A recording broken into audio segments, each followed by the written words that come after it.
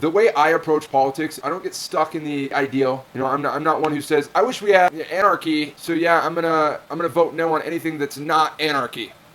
Okay, that does no good. Our country's designed to prevent quick change. Change in America is very, very slow. Much different than in a parliament where legislation can go through quickly. The way that our voting system works, if someone is an extremist, it's very, very difficult for them to gain any measurable amount of influence in our system. You have to almost be a moderate in order to get anything done in this country. And so what you tend to see is that those people on the far left and right, they sort of just kind of draw those fringe voters away from the moderate candidates until it gets down to one or two candidates. And then those candidates will take the positions that are between the very middle and the right or to the left of where those fringe voters are. And so as the voters shift and gravitate toward any issue to a majority on that side, then the moderates shift in that area too. And that is why Bernie Sanders brought to the Democratic Party a lot of these issues that weren't being talked about before that are now being talked about because the voters gravitated toward those issues. And so the politicians, even the moderates, had to gravitate that way. The reason I'm saying this is because I believe that if we're going to make change in this country, the best way we do that outside the system, the way that we can change the game is through the voters, through social media, through knocking doors in your neighborhood, through town halls, through cottage meetings,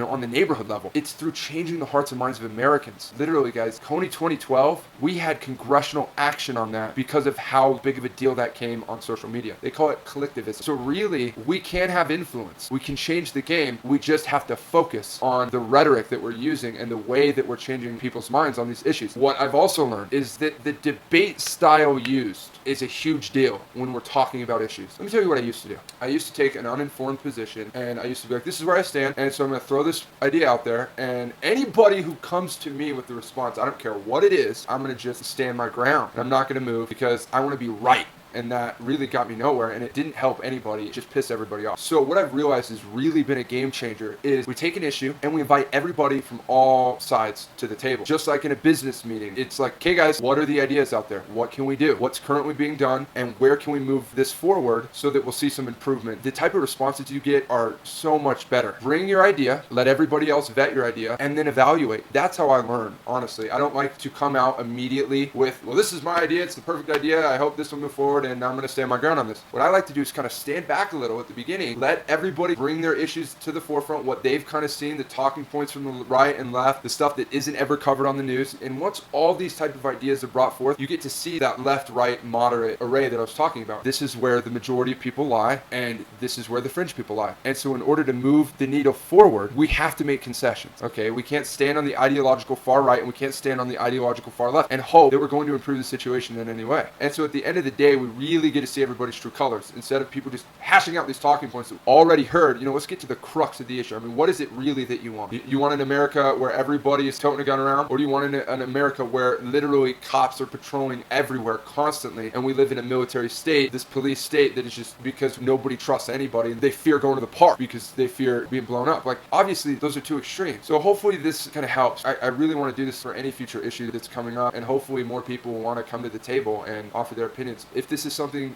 you've enjoyed listening to, please just give me some feedback, and I look forward to hearing from you guys. Thanks. Mic drop. Bam.